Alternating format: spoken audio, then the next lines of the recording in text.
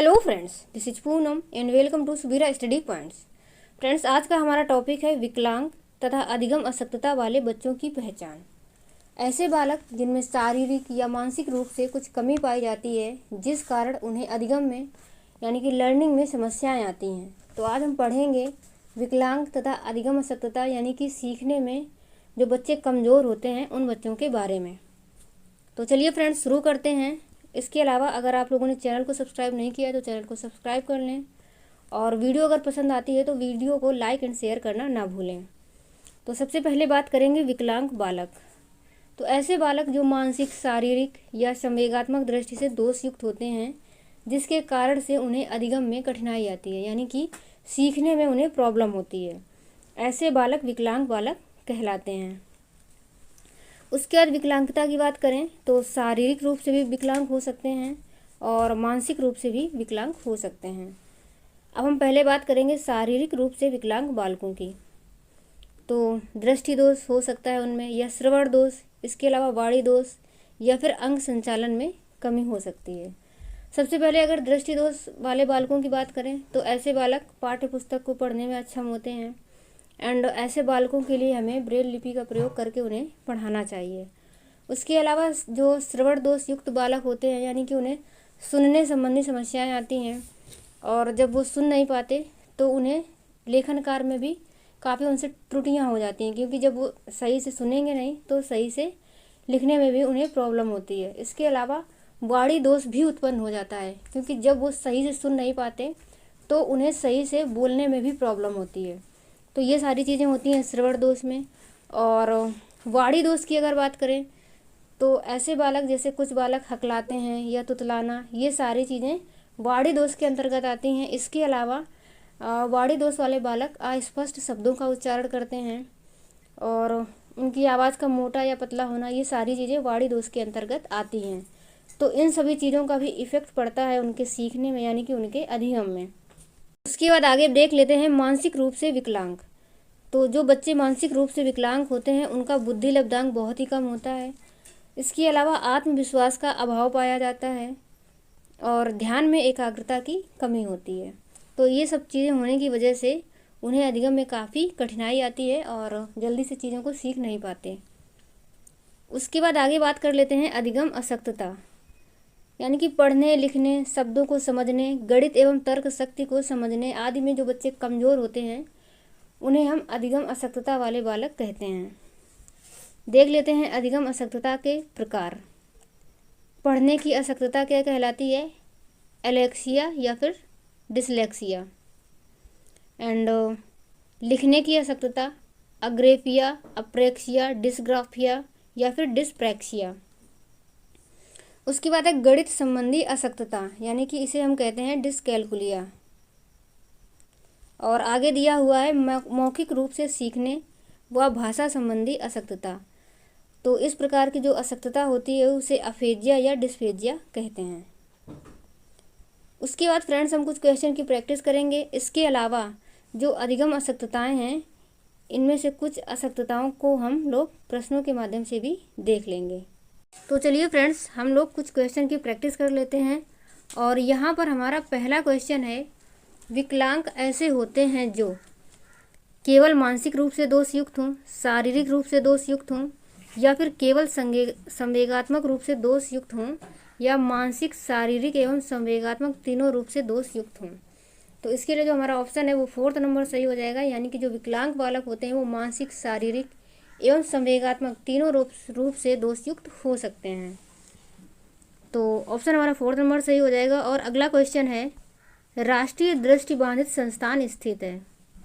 तो ये संस्थान देहरादून में स्थित है, इसको आप लोग याद रखेंगे।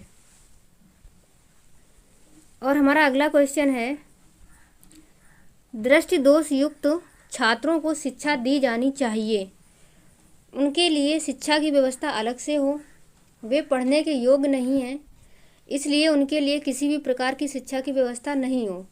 तो ये तो ऑप्शन पूरी तरीके से ही गलत हो जाता है, यानी कि हमें ऐसा मानना नहीं है कि वो पढ़ने के योग्य नहीं है। जब उन्हें पढ़ाया जाएगा, उन्हें शिक्षा दी जाएगी तो वो भी पढ़ पाएंगे। उन्हें समावेशी शिक्षा के अंतर्गत सभी सामान्य बच्चों के साथ शिक्षा दी जानी चाहिए, या फिर उन्हें केवल दृष्टि दोष वाले छात्रों के साथ शिक्षा की व्यवस्था करनी चाहिए। तो दृष्टि दोष युक्त जो बालक होते हैं उन्हें भी समावेशी शिक्षा के अंतर्गत ही लाया जाता है, मतलब उन्हें भी समावेशी शिक्षा के अंतर्गत ही हमें शिक्षा देनी है। तो इसके लिए ऑप्शन हमारा 3rd नंबर सही हो जाएगा। अगला क्वेश्चन है, निम्न में से कौन सा कारण श्रवण दोष का कारण है? कान की बनावट, कानों का अक्सर बहते रहना, कानों में दर्द की शिकायत, या फिर उपरोक्त सभी सही हैं। तो यहाँ पर उपरोक्त सभी सही हैं, क्योंकि अगर कानों में श्रवण दोष है तो उसके कारण ये सभी हो सकते हैं। मानसिक रूप से विकलांग बालकों की पहचान होती है बुद्धि लब्धि का तीव्र होना, पढ़ाई में मजबूत होना, उच्च स्मरण क्षमता, या फिर बुद्धि लब्धि का कम होना। तो यदि उनका बुद्धि लब्धि तीव्र है और पढ़ाई में मजबूत हैं और उच्च स्मरण क्षमता है तो फिर मानसिक रूप से वो विकलांग नहीं होंगे। इसलिए हमारा जो ऑप्शन है वो 4th नंबर सही हो जाएगा, यानी कि बुद्धि लब्धि का कम होना। अगला क्वेश्चन है, प्रिया एक मानसिक रूप से विकलांग बालिका है, उसकी क्या समस्याएं हो सकती हैं? आत्मविश्वास में कमी, सीमित बातचीत करना, स्वयं के कार्यों में कठिनाई महसूस करना, या फिर उपरोक्त सभी। तो इसके लिए भी हमारा ऑप्शन उपरोक्त सभी ही सही हो जाएगा कि अगर वह मानसिक रूप से विकलांग है तो उसमें आत्मविश्वास की कमी होगी, कम बातचीत करेगी एंड स्वयं के कार्यों में भी कठिनाई महसूस करेगी। इसके बाद बात करेंगे अगले क्वेश्चन की। तो हमारा अगला क्वेश्चन है, शारीरिक मानसिक रूप से विकलांग बालकों की शिक्षा की व्यवस्था के बारे में दिए गए कथनों में से क्या सही है? तो यहाँ पर ऑप्शन दिए हैं, विकलांगता दूर करने में केवल अध्यापक की भूमिका हो। तो ये गलत हुआ, क्योंकि केवल अध्यापक की भूमिका हो ये सही नहीं है। केवल माता पिता की भूमिका हो ये भी गलत है। एंड विकलांगता समय के साथ ठीक हो जाएगी, इसलिए किसी की भी आवश्यकता की ज़रूरत नहीं है, ये भी ऑप्शन हमारा गलत है। एंड विकलांगता दूर करने में अध्यापक, माता पिता एवं अभिभावक की प्रमुख भूमिका होनी चाहिए। तो ऑप्शन हमारा 4 नंबर सही हो जाएगा। उसके बाद अगला क्वेश्चन है, निम्नलिखित में से मौखिक रूप से सीखने की अशक्तता कौन सी है? यहाँ पे दिया है डिस्ग्राफिया और डिस्कैलकुलिया, अफेजिया एंड डिसलेक्सिया। तो अभी आप लोगों को हमने बताया कि जो मौखिक रूप से सीखने की अशक्तता होती है उसके अंतर्गत आता है अफेजिया। तो ऑप्शन हमारा 3rd नंबर सही हो जाएगा। इसके बाद हमारा अगला क्वेश्चन है, मस्तिष्क में क्षति के कारण बातचीत करने आंशिक या पूर्णतः अक्षमता को कहते हैं? अफेजिया, डिसलेक्सिया, या फिर डिस्फेजिया, या डिस्कैलकुलिया।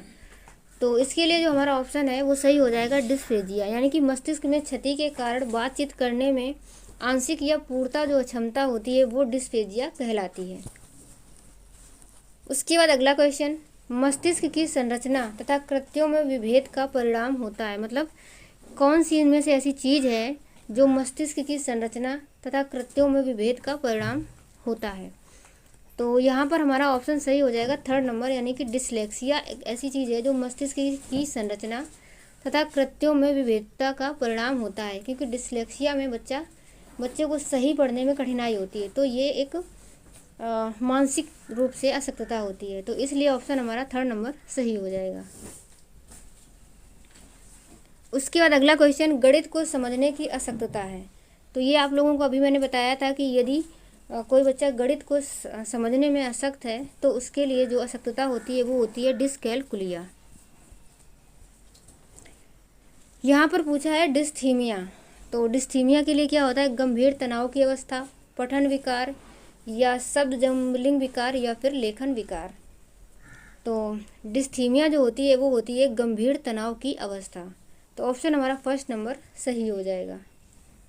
उसके बाद अगला क्वेश्चन, ब्रेल लिपि तकनीक का उपयोग निम्न में से किसके लिए होता है? संपूर्ण रूप से अंध बालकों के लिए, अर्ध अंध बालकों के लिए, या फिर सामान्य बालकों के लिए, या उपरोक्त में से किसी के लिए नहीं? तो ब्रेल लिपि तकनीक का प्रयोग किया जाता है संपूर्ण रूप से अंध बालकों के लिए। उसके बाद अगला क्वेश्चन है, विशेष रूप से प्राथमिक स्तर पर विद्यार्थियों की सीखने संबंधी समस्याओं को संबोधित करने का सबसे बेहतर तरीका है?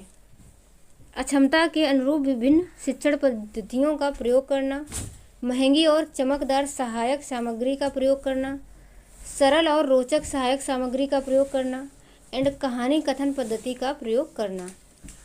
तो यहाँ पर हमें क्या करना है कि विद्यार्थियों को जो सीखने संबंधी समस्याएं आ रही हैं उनके लिए उस अकॉर्डिंग शिक्षण पद्धति का हमें प्रयोग करना है। तो हमें मेरे लिए ऑप्शन क्या सही हो जाएगा यहाँ पर, अक्षमता के अनुरूप, यानी कि जो भी उन्हें समस्याएं आ रही हैं उसी के अनुरूप शिक्षण पद्धतियों का प्रयोग करना चाहिए। तो ऑप्शन फर्स्ट नंबर सही हो जाएगा।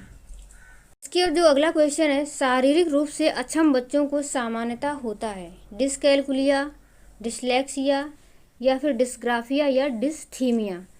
तो यहाँ पर शारीरिक रूप से अक्षम बच्चों के लिए पूछा है। तो डिसकैलकुलिया जो होती है ये होती है गणित संबंधी समस्याएं जो कि मानसिक से रिलेटेड है, और डिसलेक्सिया यानी कि इसमें बच्चों को पढ़ने में समस्याएं उत्पन्न होती हैं, ये भी मानसिक से रिलेटेड है। और तो इसके लिए हमारा ऑप्शन सही हो जाएगा डिस्ग्राफिया, क्योंकि इसमें बच्चे को लिखने में कठिनाई आती है। तो ऑप्शन हमारा थर्ड नंबर सही हो जाएगा।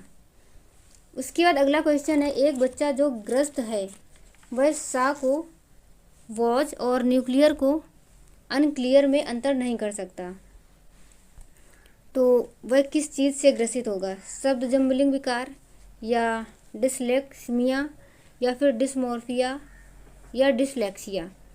तो यदि कोई बच्चा सही से पढ़ नहीं पा रहा है, यानी कि वह अंतर नहीं कर पा रहा है, इसका मतलब है कि उसे पढ़ने में प्रॉब्लम हो रही है।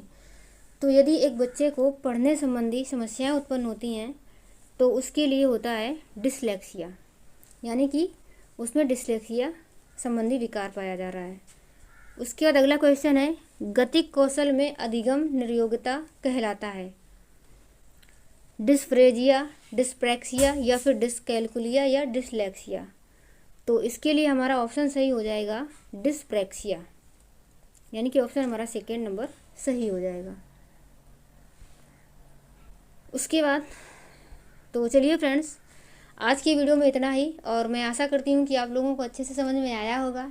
एंड आगे मिलेंगे अगले वीडियो में, तब तक के लिए bye bye and take care. And video अगर आप लोगों को पसंद आई है तो प्लीज़ लाइक एंड शेयर कर दें।